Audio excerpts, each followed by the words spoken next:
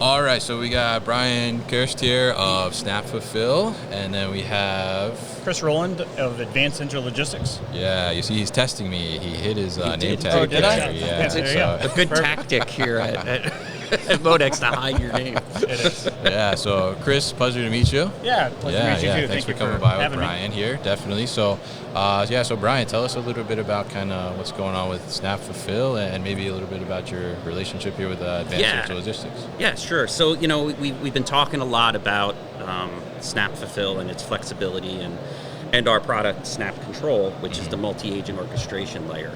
Well, we've partnered with Advance Intralogistics, and now in deploying that, when they deploy the automation within the warehouse operations. So we're currently working on a couple of projects now, but it's an interesting way of applying that technology through partnership to say, hey, we have a warehouse here.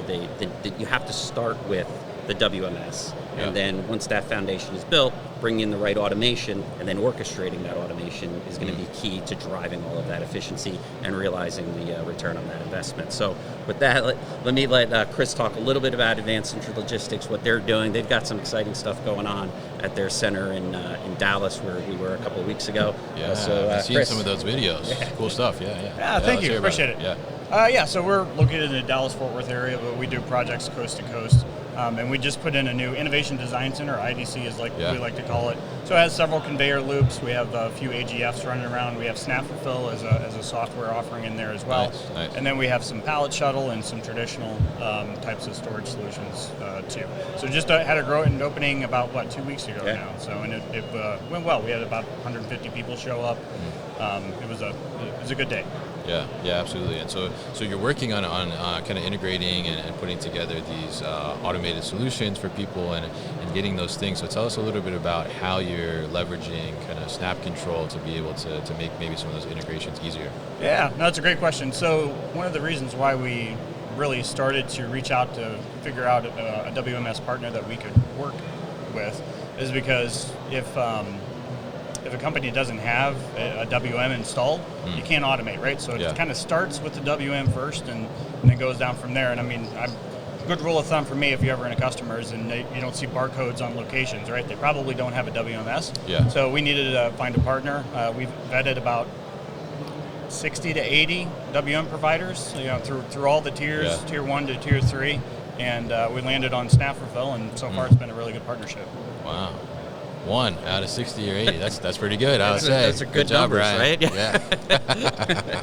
Well, I think a lot of it has to do, and working with Chris's team, with that configurability of Snap and the speed to value. Yeah. So when you're starting with a project that has a lot of components, being able to deliver with speed and configure and bend those rules to meet the processes that the operation is requiring is critical. And so we're continuing to partner, build the knowledge base so that Advanced Intralogistics can also do some of those implementations in conjunction, in collaboration with our teams. Yeah. There's just a lot of value that we bring to both organizations, but ultimately the customer benefits. Yeah, very interesting. Yeah, and I think that's such a great thing too, to be able to have that flexibility. And I'm sure, and I'm curious too. I mean, you're still going in warehouses that don't have barcodes. I mean, yes. Yeah, I was in one literally a couple of weeks ago. I was too.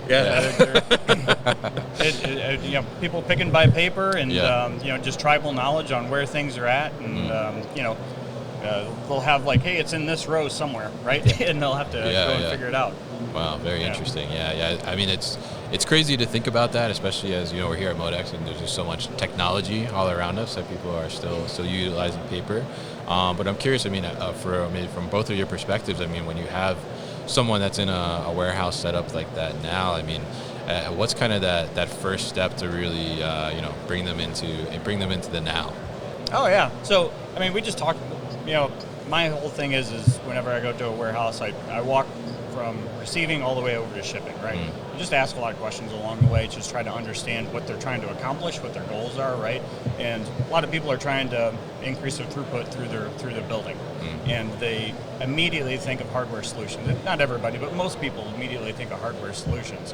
But if they're not using cubulization or route optimization or anything like that, software is a really good bang for the buck to start off with. So it's a fairly easy win, and as far as like a hardware to software standpoint, software is a lot less expensive to implement.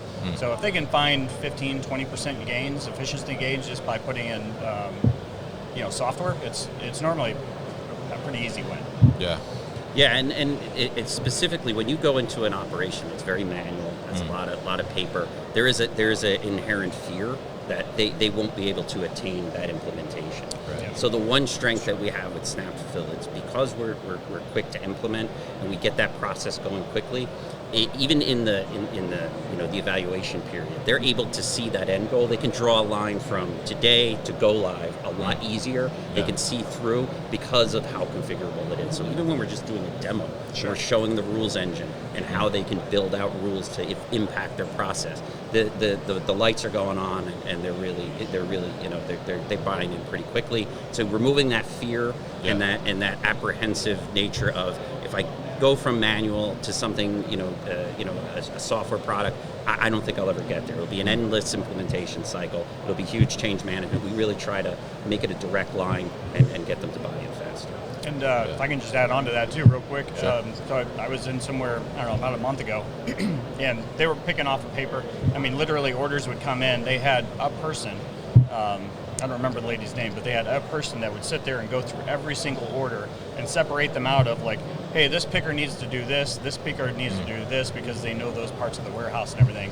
So with them, there was huge fear of, well, how does software do this? I'm the only person that can do this, right? So there's the change management piece is huge. Yeah, change management's big, and making sure that tribal knowledge and that resistance to the change doesn't impede the efficiency gains, right? So we don't want to still print the paper when we've digitized the process. So making sure that change management piece is and that's an important part of the implementation process. I know it is for us, and I know you guys. We're working on it right now in one of the projects that we're working together on, which has ASRS components and conveyance, and then just bringing a customer out of that darkness of manual process into a more automated fashion with software and come to the light. It's real exciting. Absolutely, and I'm so happy that you touched on the change management aspect there too, because I think that's so important to understand. And I think even as as you called it, the darkness, right? The deeper you are into the darkness, right, the harder it becomes to change. I think sometimes, right? Because you are kind of just stuck in your ways, and we've done it this way for so long and it's worked, and now all of a sudden there's a little hiccup when we try to bring in technology. It's quick to kind of retreat a little bit, right? So I'm happy you guys touched on that, and I'm curious, as you're doing these implementations and you're seeing these types of things, what type of solutions, like right now, are some of your customers really interested in? As far as automated solutions go, or anything that we could see here in this building today. Yeah, we can see a lot in this building. Oh yeah, that's for sure. And there's two other ones that I just whipped my way through. AGVs and AMRs are still a big thing, especially like the forked variety. The ones that utilize pick-up and drop-off locations or P&D stands. I think that they're still useful in some areas, but now that you have some folks like Lindy is a supplier of ours, and they have, I think, 5 trucks that operate off of one software.